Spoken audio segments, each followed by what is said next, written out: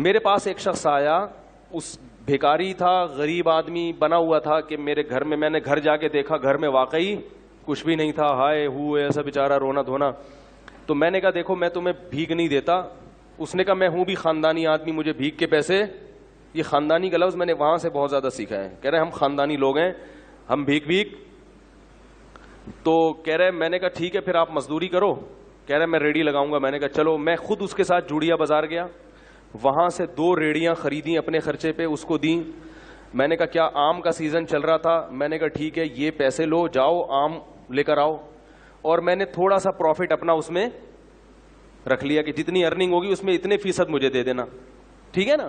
تو آپ نے وہ ارننگ لے کے وقف کر دیا. اپنا بزنس بھی کر سکتے ہو ایسے. تو میں تو آپ کو وقف بزنس تو آپ بہتر جانتے ہیں نا, میں تو آپ کو کہہ رہا ہوں فی سبیل اللہ اس طرح بھی رقم وقف کی جا سکتی ہے. تو بھائی 20% مجھے دے دینا, پھر ہم نے اس کی جو بھی شرائط آدمی کر لے کہ میں نے کیا کرنا ہے اس کا. تو جوڑیا بازار سے ہم نے اس کو 2 ریڑیاں دلائیں. اس کو ہم نے پھر آم اور کیلے اس کا اس نے بزنس شروع کیا. اس کو میں نے پہلے 20,000 روپے دیے, پھر 35,000 روپے. اس نے بزنس کیا, کمانا شروع کیا, 20% مجھے دیتا, 80% خود رکھتا اور ٹھیک ٹھاک پروفٹ ہونا شروع. پھر جی آیا کہ اب وہ میں اصل میں گودام لینا چاہ رہا ہوں تاکہ میں مال کیا اٹھاؤں, کاروبار تو بڑھتا ہے نا. پھر ہم نے کہا جی اچھی بات ہے. گودام بھی گھر کے قریب ہی کہیں دیکھ لیا اس کا. وہ گودام میں نے جا کے دیکھا بھی, چیک بھی کیا.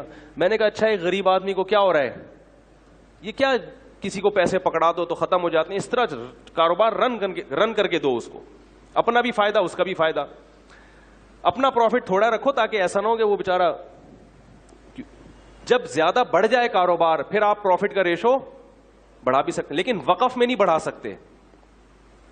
ہم نے جناب اس کو پورا گودام بھی لے کے دے دیا. اس نے وہ کیلے لا کے, کچے کیلے ہوتے تھے اس میں وہ کیمیکل لگتا ہے نا, اس سے پکتے ہیں, وہ پک بھی رہے ہیں.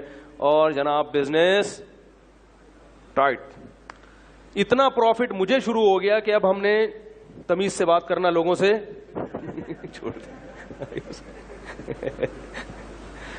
سمجھ میں نہیں آ رہا تھا. گاڑی جو ہے ہم کرولا لیں, وٹس پہ ہاتھ ڈالیں, وٹس چھوٹی گاڑی ہے, مزہ نہیں آئے گا. یعنی اس میں بہت بڑا کاروبار ہو گیا. گودام کے گودام بھر گئے بھائی, نواب شاہ سے ڈائریکٹ زمینوں سے مال اٹھ رہا ہے. ٹائم لگتا ہے لیکن بڑھتا ہے کاروبار. اور وہ بندہ بھی فیک نہیں, بالکل نظر آ رہا ہے بھائی, ریڑھی لگاتا ہوا, پیاز آلو پیاز بھی بیچے اس نے. پھر اس نے اپنے بیٹے کو بھی ملا لیا, ملازمین بھی ہو گئے, دے مار 4.5, کیونکہ محنت بہت کر رہا تھا. وہ نظر ایسا آ رہا تھا, کر رہا تھا نہیں کر رہا تھا یہ تو ابھی آپ کو آگے بتاتا ہوں. اب لوگ میرے پاس آنے لگے, مفتی صاحب یار ہم بھی چاہتے ہیں اس کاروبار میں اپنا حصہ ڈالیں. میں نے کہا ٹھیک ہے بھائی, اگر وہ بندہ کما کے دے دیتا ہے تو بھائی قاری صاحب آپ بھی آ جاؤ, بھائی فلاں صاحب. شکر ہے ایک قاری صاحب ہی آئے, وہ بھی مالدار آدمی تھے. اس کے علاوہ پھر میں نے کسی سے, میں نے کہا نہیں بھائی اس کو ایک دیکھتے ہیں, ابھی چلنے تو دو, ابھی تو 1 سال بھی پورے طور پر نہیں ہو سکا.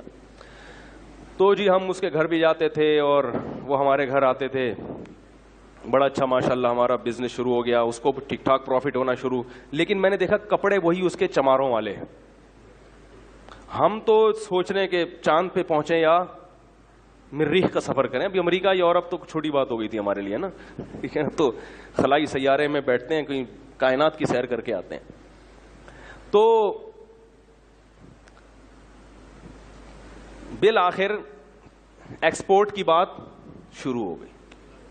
بھئی اب کب تک غریبوں کی طرح ملک میں جو ہے وہ ٹرک خرید کے بیچتے رہیں ہیں بھائی, کنٹینروں پہ بات آنی چاہیے. اب کیا خیال ہے؟ تو جتنے کما رہا تھا نا اس سے ڈبل انویسٹ ہو رہے تھے. بات آ رہی ہے سمجھ میں؟ جیسے آج اتنا پروفٹ دے دیا, 1 مہینے میں اتنا دے دیا, تو اب بھائی کاروبار تو ہر آدمی کہتا ہے بڑھاؤ, تو اور اس کو دے دیے ہم نے پیسے, اور کاروبار نظر آ رہا ہے. آلو پیاز ٹماٹر بھی بکتے ہوئے نظر آ رہے ہیں. گودام سے منڈی بھی جا کے میں نے دیکھا, وہاں بھی باقاعدہ اس کی ایک شاپ ہے جہاں سے وہ سارا بزنس ہو رہا ہے.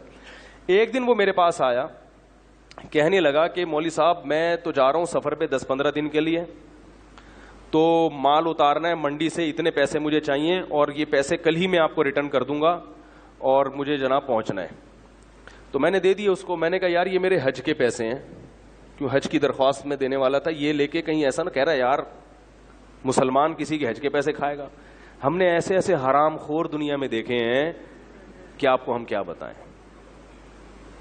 اس کا بیٹا وہ بیمار بنا ہوا تھا, اس نے کہا یار حج, ہم نے کہ کلمہ نہیں پڑھتے, بیانات میں بھی بیٹھتا تھا وہ آ کے اور کہتا تھا ہم سید ہیں, اور کہتا تھا مفتی صاحب پیسہ پکڑانے سے پہلے یہ دیکھو کہ بندہ خاندانی ہے یا نہیں ہے.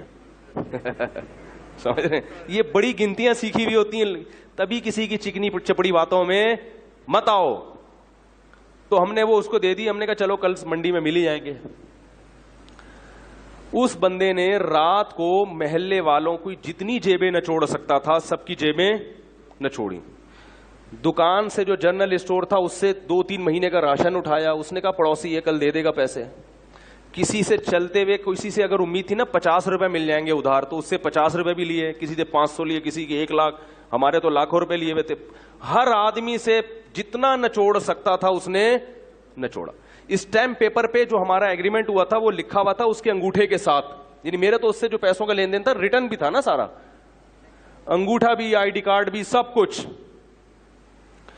اب جناب وہ انگوٹھا لے کے اب تک میں 10 سال سے بیٹھا ہوں. وہ انگوٹھے کا کیا کریں گے بھائی, کیا خیال ہے, انگوٹھے سے کچھ ہوتا ہے؟ خیر جی, ہم اگلے دن جب پہنچے تو کوئی بندہ ہی نہیں تھا. پتا چلا کہ راتوں رات گودام بھی اس نے اس کا بھی سودا کیا ہے, گودام والے کا 3-4 مہینے کا کرایہ بھی ہضم کیا, اور جتنا مال گودام میں پڑا تھا پہلے سے اس نے کوئی اس کا سودا کیا ہوا تھا کہ بھئی اس کا پروگرام تھا اس دن بھاگنے کا. وہ راتوں رات اس نے سارا مال سستے داموں بیچا, وہ پیسے الگ, ہمارے پیسے الگ, جو ہمارا پروفٹ تھا وہ الگ, حج کے پیسے الگ.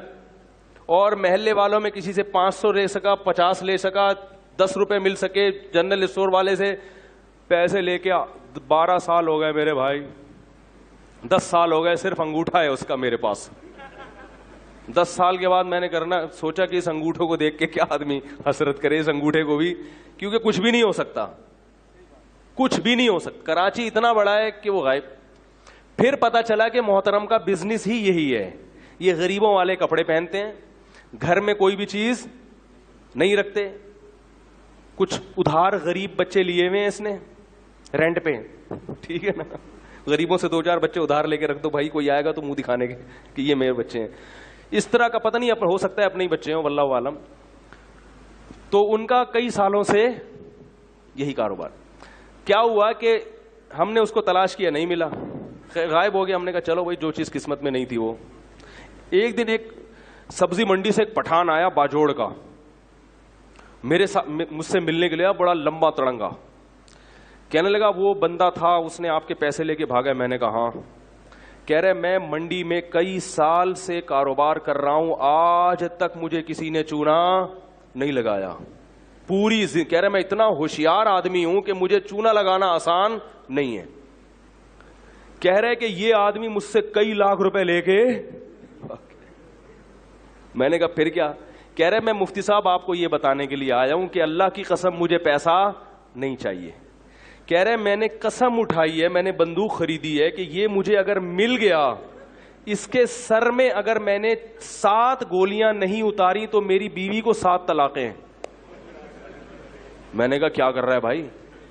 کہہ رہے نہیں مجھے پیسوں کا غم نہیں ہے, پوری زندگی مجھے کسی نے چونا. تو میں نے کہا جب اتنے بڑے فنڈر کو چونا لگ گیا تو بھائی ہم تو اس فیلڈ کے ہیں ہی نہیں. تو اس نے بندوق, اس نے کہا کہ مجھے بس یہ بتاؤ ہے کہاں, مجھے پیسے نہیں چاہیے. کہہ رہے میں نے اس کے سر میں کتنی گولیاں اتارنی ہیں, نہیں اتاری تو میری بیوی کو طلاق ہے. تو اس لیے یہ جو ریڑی ویڑی کا میں کہہ رہا ہوں نا, وقف کریں, کسی غریب کو ریڑی لے کے دے دیں تو وہ غریب ہو. بہت, میں یہ نہیں کہہ رہا کہ سارے فراڈی ہی